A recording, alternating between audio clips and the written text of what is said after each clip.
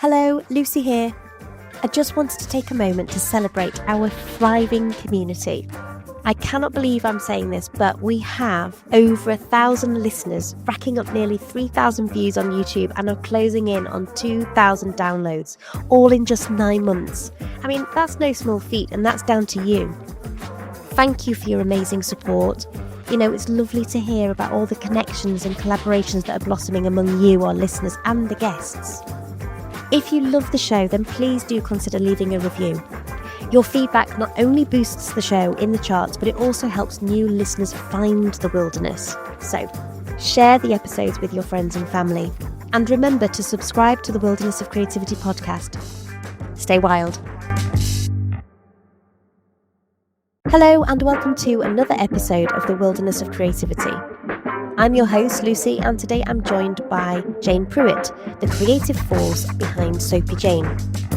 Jane crafts aromatherapy soaps, nourishing lip balms, and personalised clay face mask kits, all infused with the botanicals that she grows in her stunning garden.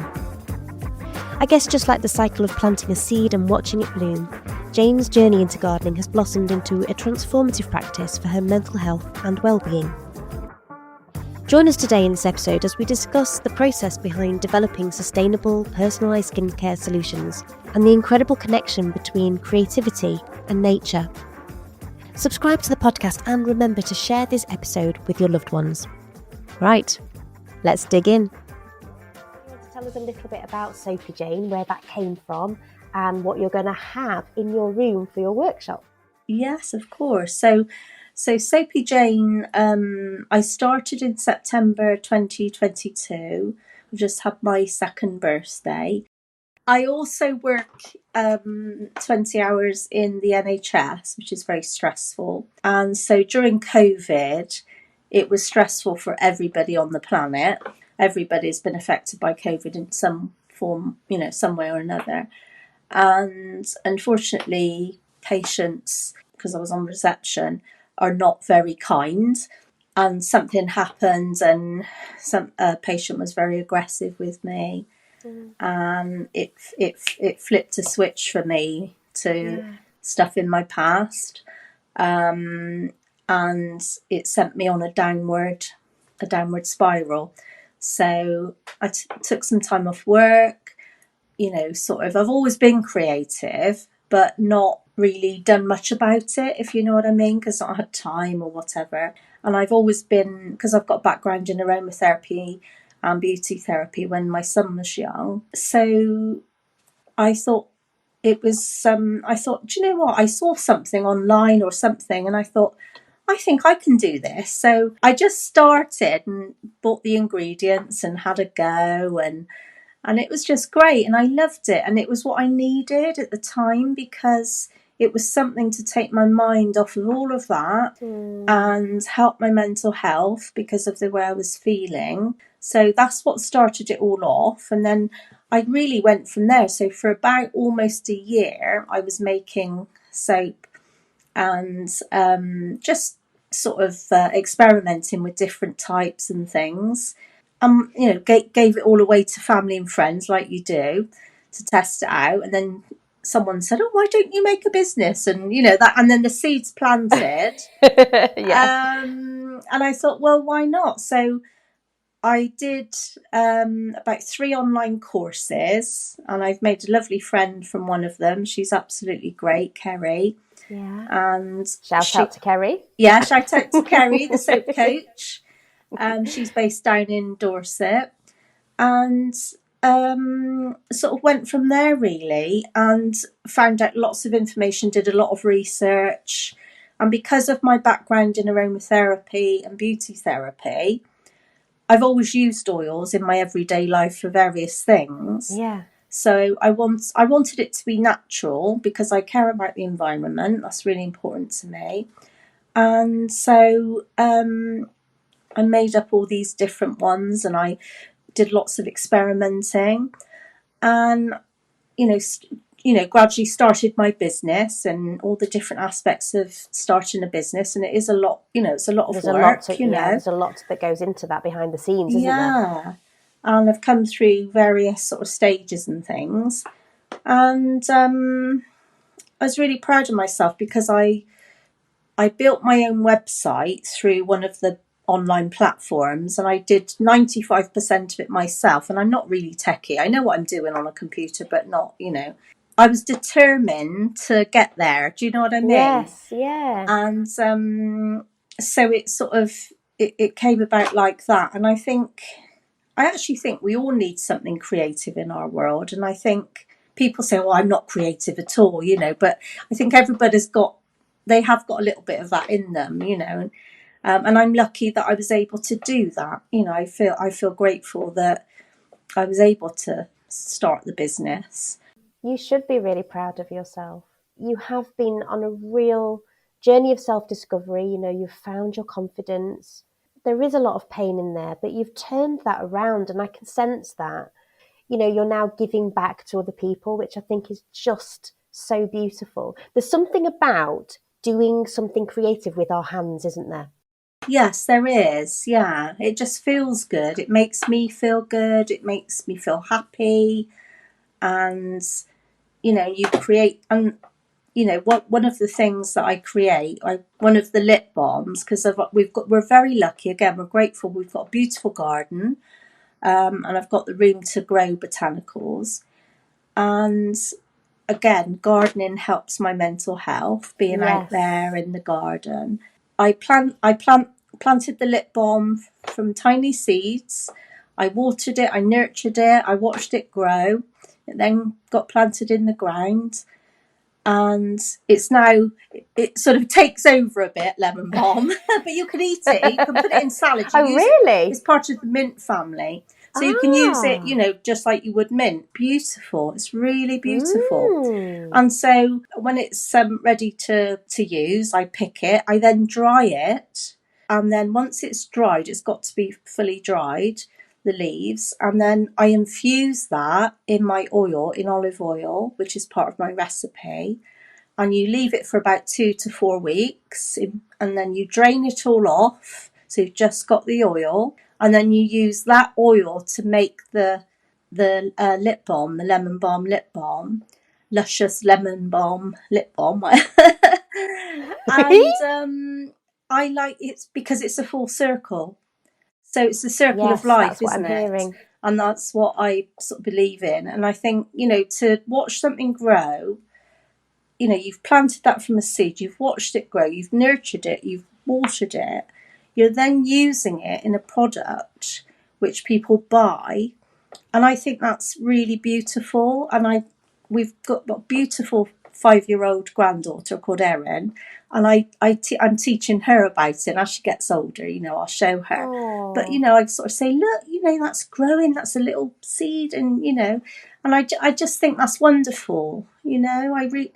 It's lovely. And I do that with the mint as well and the rose petals because we've got beautiful rose bushes. And I just think that's lovely. It just makes me feel good now just talking about it.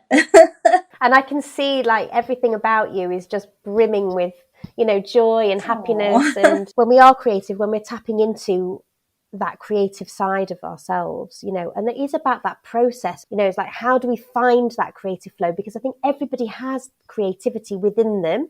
It's just that it's lying dormant, yes. I think, for a lot of us. And it's like, well, like a seed, it needs to have the right environment. For me, we must inspire our children to be creative because it's going to be the thing that takes them through life. Yes. Hello, Lucy here. I hope you enjoyed today's episode. We will continue with our conversation shortly, but I wanted to encourage you to take a moment to reflect on a couple of things. Firstly, what insights can you draw from our discussion so far today? Are there any new ideas or perspectives that you're considering implementing in your own projects? Remember, creativity flourishes when we pause to reflect. So if you can, just take a moment now to jot down your thoughts and maybe come back to them after you've finished listening to the episode. And if you're enjoying our conversation today, don't forget to subscribe and share this episode with a friend. Or you can leave us a review. I'd love to hear your feedback. Right, let's get back to the episode. So So talk to me a little bit about the garden, because I love being in the garden. My mum loves being in the garden. What is it about that environment that you absolutely love? We're lucky enough to have quite a large garden. We live on a very busy main road, but at the back in the garden, you don't hear it because we're sort of far enough back. And then we have a lovely view, and there's a big field at the back of our house. And there's a family of deer that live there. And so first thing in the morning, very early, you look out and you can see them. And that is absolutely, we are so lucky. We've got lots of wildlife.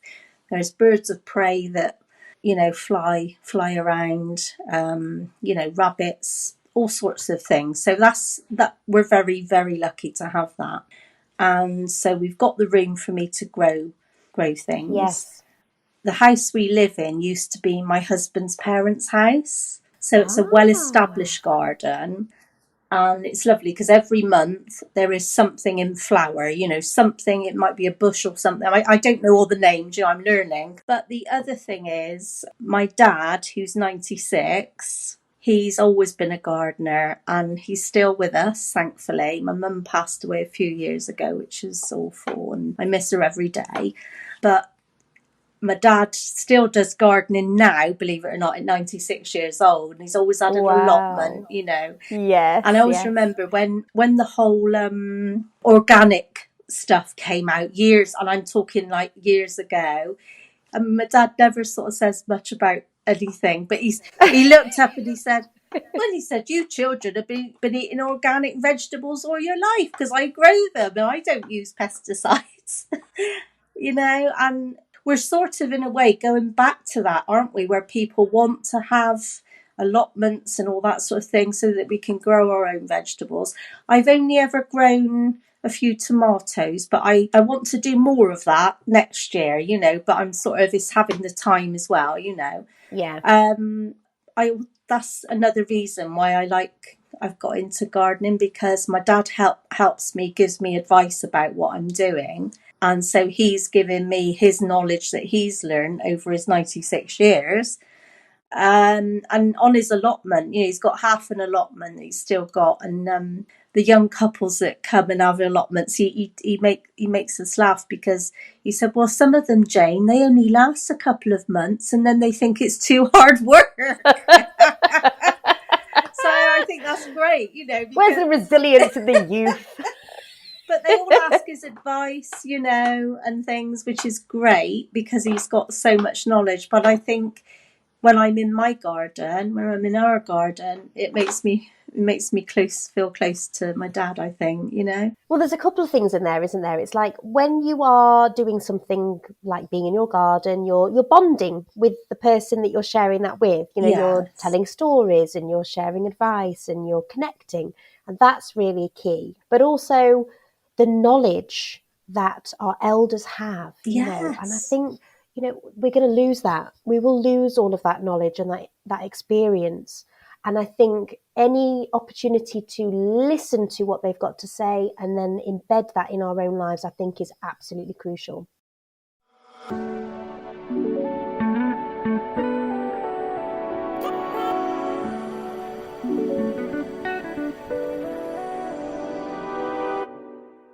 Bless him, he's 96 years old and he still walks down to, the allotment is literally behind his house, where I grew up. But he's still keeping him active at 96. The fact that he's just walking from the house down to the allotment, and like my mum wasn't very mobile, and I think it's all about keeping moving, isn't it? And if that can help you sort of live to an old age, do you know what I mean? Absolutely. Yeah, staying active. Yeah. Could you talk to me a little bit about the workshops that you're going to be leading with people? Because I think people will be really interested in finding out about that. Yes, definitely. So I'm going to do a workshop about how to make lip balms because they're quite easy to sort of make, Then they can see where the botanicals come in, with the infusing of the oil. I'll already have that infused ready for them. How to make an easy facial scrub or body scrub. I mean, an easy facial scrub is literally olive oil with oats. You can add other things as well, like essential oils, but you could keep it for a couple of days, but it's best to make up a little bit and then, make up more, sort of thing. There's also a recipe for it's a cleansing putty that I'm going to use. So it's a clay based with glycerine, and you can add an essential oil that you like the perfume of, that you can use on your skin, with also like coconut milk powder. You mix it together, and it's like it is like a putty. So you mix it all together, and then you press it into I've got little tins. That's quite an easy recipe to make. But with that, I thought I could offer, when the ladies are here, whatever skin type, before they come, I'll get them to do a questionnaire about their skin types. And so we use the correct clay for their skin type, or the correct essential oils for. Do you see what I mean? So it's like it's like a skincare workshop, but it's personally for them only. So it's bespoke for their skin type. Because anyone can go to a shop and buy something off the shelf, but a lot of the things have got lots of chemicals in, and sometimes we need chemicals in our life. I understand that, but I just think it's like a bespoke workshop, if you like, and that's what I'm going to be trying to do. So people come in, they're making skincare products for themselves, but they're actually for their skin. Somebody that I know, I gave a free one to, and it's a beautiful colour because it's red clay, because I love red clay, because it's good for mature skin. And she said she really loved it on her skin. It made her skin feel really soft afterwards. And I think, well, that's brilliant, isn't it? And you can make it yourself. Absolutely. It's giving people the tools to actually create something for themselves, and they might find that enjoyment as well. And then you can keep building on that. And it's about educating them, isn't it, about what works for them. A friend of mine says, my self-care routine, I used to think it was all about sort of how I looked and the products that I was using. But actually, it was just about having that 10 minutes to myself in the bathroom. I close the door. The kids can't disturb me, and I'm actually, it's that the sensory as well, the sensory sort of benefits of that. So rubbing the clay in your hands and the tactile sort of sensations that you get from that, and then actually just touching your face. Yes. Touching your body is so important. Yes, it is. It's very tactile, and I think, that, like you've just said, that is really important for people. Because the other thing I'm going to do, because I already sell personalised clay face masks, and that is, again, once the customer has bought it, they get a questionnaire sent through to them, and then they fill that out, send it back to me, and then I send them out a personalised clay face mask kit for their skin only. So whatever skin type comes out from that questionnaire. So I use my knowledge and my expertise of my beauty training and my aromatherapy training to do that.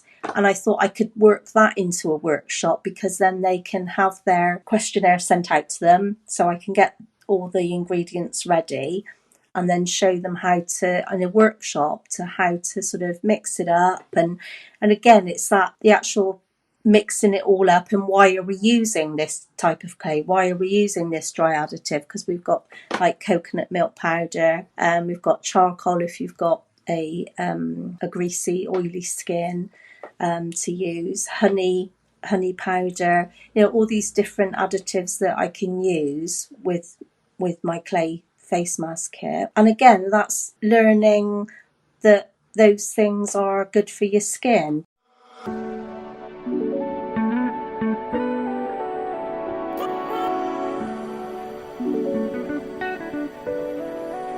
You've harnessed your creative power. See, I am a massive believer that creativity is our superpower. Like, it can propel us forward and motivate other people.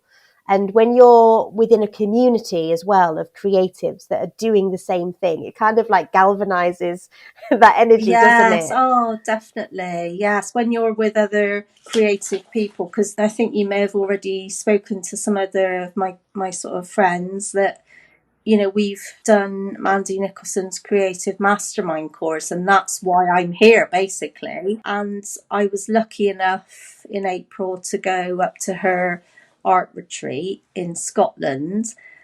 And when we were all there together, it makes you more creative because you have all this creativity around you. I actually painted my first canvas, and now I'm painting as well, and I love it just for a hobby. I mean, and I've just done so many canvases, and so that again, I'll have my room, which, you know, I'll have like a table that I can sort of do that with, and but being with other creative women on that course is helped me so much, and it's helped my confidence, because I can be confident in some areas of my life, no trouble, but in other areas I'm not. And I think knowing that you can do that, like I could paint that picture, and it made me feel really good. It really, and like you use the word empowered, it made me feel empowered because I can do that. Because again, I'd always been interested in art and never did it, and you know, and all the stuff in the past. But Dave, my lovely hubby, you know, he's 100% supportive. So bought some paints and some canvases, and you know, away I go. And Oh, we love Dave. Oh, we love Dave. We Yeah, love everybody loves Dave. Dave. Oh, Yeah, everyone needs a Dave in their life by the sounds of it. yeah. That's gosh, yeah. My friends say that. Thank you, and I'm very, very lucky to. So what's the future going to hold for Soapy Jane? And you've got this lovely chapter that you've written. This book, Beyond the Ordinary: Discover the Power of Creative and Neurodiverse Women, and I would never have had this chance unless I'd done Mandy's course and been in her world. And I thank her for that, because, you know, she really is an inspiration. She's an amazing woman. She really is. I really admire her. And writing this chapter, I thought, oh, I've never thought I could ever do something like that, you know. We'll all be networking, and I'm going to take my business cards with me. And Good for you. And do you know what? It's so funny because I feel like I've been part of this process in some way, because I'm talking to you lovely people about the chapters that you're writing in the book. And I've actually reached out to Mandy, and we're gonna have a little chat. How did you find the process of writing the chapter? Were there any sort of sticking points, challenges, or did you just find that it flowed? Well, it did flow. So what I did was, because we're all busy and I'm busy too, and I obviously got the other job in the NHS. And so what I did was I sat down and I did about 200 words every couple of days. So I did it like that so that I didn't feel overwhelmed, because I thought, oh, I suppose I didn't have the confidence in myself that I could do it. But doing it like that, it was manageable. And then each time I got onto the PC and did it, I must admit, it did just flow. Yeah, I'm so proud of myself, because I never thought I would ever do anything like that, and it's inspired me to do my own book. So I will be doing that, and hopefully in sort of next year, or you know, but it's given me the idea and, you know, inspiration to do that. And I think sometimes we all need somebody. I believe that things happen for a reason. People come in and out of our lives for a reason. And I really believe that with Mandy. She came to me at the right time, and I've made some lovely friends. She's a lovely friend. And I feel really lucky that, you know, I'm in her world. Because, as I said, I wouldn't have had this chance otherwise. I'd never think of myself going on a podcast, you know. I didn't really know how they worked anyway, so I sort of knew. Neither do but, I. You know. So, you know, and I just think that that's just amazing. And she's done that for all of us 30 women. And isn't that amazing? You know, they were looking for people to put things for in the goodie bags, in the VIP bags. So I've done a little organza bag with a tiny little heart soap, one of my soaps, and a business card. So hopefully that's going to get me some visibility. Absolutely. Yeah. Oh, that's brilliant. That's a great idea. Well done, you. Do you want to do the You Got This cards before we finish? Yes. Yeah. You know, your stories make a huge difference. So thank you very much for sharing it with me today. Oh, thank you for allowing me to come on. It's just great. It's been lovely.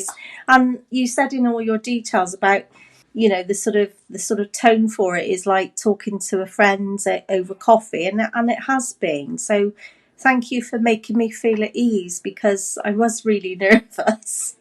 Were you? You didn't come across nervous.